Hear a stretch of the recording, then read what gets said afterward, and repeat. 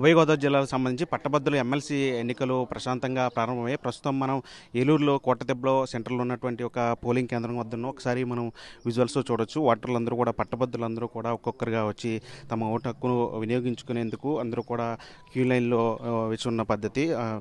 ఏదైనా ఐడెంటిటీ ప్రూఫ్తో పాటు వచ్చి ఇక్కడ లైన్లో ఉండి ఓటు వేయాల్సిందిగా కూడా ఇప్పటికే దానికి సంబంధించిన నియమ నిబంధనలన్నీ కూడా అధికారులు తెలియజేశారు. ఓటర్లందరూ కూడా అంటే ప్రాధాన్యత క్రమంగా ఒక్కొక్కరిగా 1, 2, 3, 4 ఆ విధంగా ప్రాధాన్యతను ఇచ్చుకుంటూ కూడా ఓట్లు వేయాల్సిందిగా ఉంటుంది. అయితే ఇప్పటికే ఎమ్మెల్సీ ఎన్నికలకు సంబంధించి అన్ని ఏర్పాట్లు కూడా చేశారు. ఇటు మొత్తం ఏలూరు జిల్లా వ్యాప్తంగా కూడా చూస్తే 42,282 మంది ఓటర్లు ఉన్నారు. అందులో పురుషులు 24,700 మంది, అదేవిధంగా మహిళలు 17,571 మంది ఉన్నారు. ట్రాన్స్జెండర్లు 7 మంది ఉన్నట్టు కూడా తెలిపారు. అదేవిధంగా దీనికి సంబంధించి ఇప్పుడు మొత్తం జిల్లా వ్యాప్తంగా 20 మండలాల్లో 66 పోలింగ్ కేంద్రాలు ఏర్పాటు చేశారు. ఈరోజు ఉదయం 8 గంటల నుంచి కూడా పోలింగ్ ప్రక్రియ ప్రశాంతంగా ప్రారంభమైంది. మనం విజువల్స్లో క్లియర్గా చూడొచ్చు. ఓటర్లందరూ కూడా క్యూ లైన్లో వేచి ఉండి తమ ఓటు హక్కును వినియోగించుకునేందుకు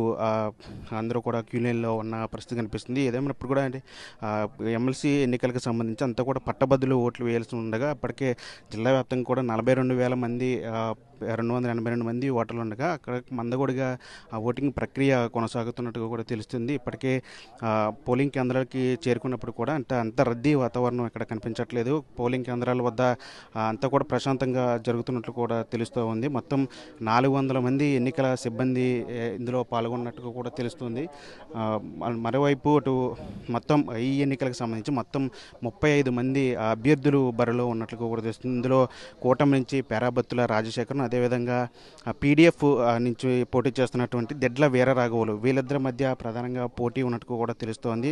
ఇంకా మాజీ ఎంపీ హర్షకుమార్ తనయుడు జీవి సుందర్ లాంటి వాళ్ళు కూడా పోటీ చేస్తున్నప్పటికీ కూడా ప్రధానంగా వీళ్ళిద్దరి మధ్య పోటీ ఉన్నట్టు కూడా తెలుస్తుంది. కూటమి ప్రభుత్వం తమ అభ్యర్థిని గెలిపించుకోవడానికి అటు మంత్రులు కావచ్చు, నాయకులు కావచ్చు, అందరూ కూడా పనిచేసిన అందరూ కూడా కష్టపడిన పరిస్థితి కనిపిస్తుంది. మరోవైపు అటు పీడీఎఫ్ సంబంధించి కూడా దెడ్ల వీరరావు కూడా ఎన్నికల ప్రచారంలో ముమ్మరంగా చేసినట్టు కూడా తెలుస్తుంది. వీళ్ళిద్దరి మధ్య ప్రధానంగా పోటీ ఉన్నట్లు కూడా తెలుస్తుంది. ఏదేమైనప్పుడు కూడా అటు పోలింగ్ కేంద్రాల వద్ద అయితే ప్రస్తుతం ఏలూరుకు సంబంధించి పోలింగ్ కేంద్రాల వద్ద అయితే ప్రశాంతంగా అభ్యర్థులందరూ పట్టభద్రులందరూ కూడా తమ ఓటు హక్కును వినియోగించుకున్నట్టు తెలుస్తుంది.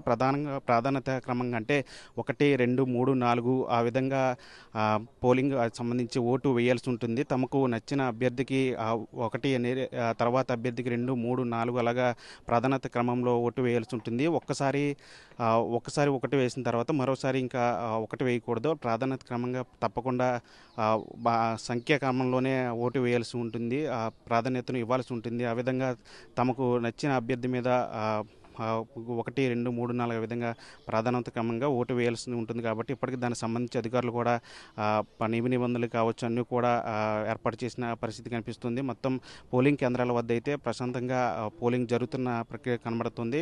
మొత్తంగా చూడాలంటే పోలింగ్ ప్రక్రియ ప్రస్తుతం మందగొడిగా సాగుతున్నప్పటికీ సాయంత్రానికి ఏమైనా పుంజుకునే అవకాశం ఉంటుంది. ఎంతవరకు పోలింగ్ శాతం అవుతుందైతే చూడాల్సిన పరిస్థితి కనిపిస్తుంది. ఇది ఇక్కడ ఏలూరులో ఎమ్మెల్సీ పోలింగ్ కేంద్రం వద్ద పరిస్థితి. విజయ శంటితో మన టీవీ ఏలూరు నుంచి. మరిన్ని వీడియోస్ కోసం ఛానల్ ని సబ్స్క్రైబ్ చేయండి. లేటెస్ట్ అప్డేట్స్ కోసం వాట్సాప్ ఛానల్ ని ఫాలో అవ్వండి. ఆ లింక్ డిస్క్రిప్షన్ లో ఉంది.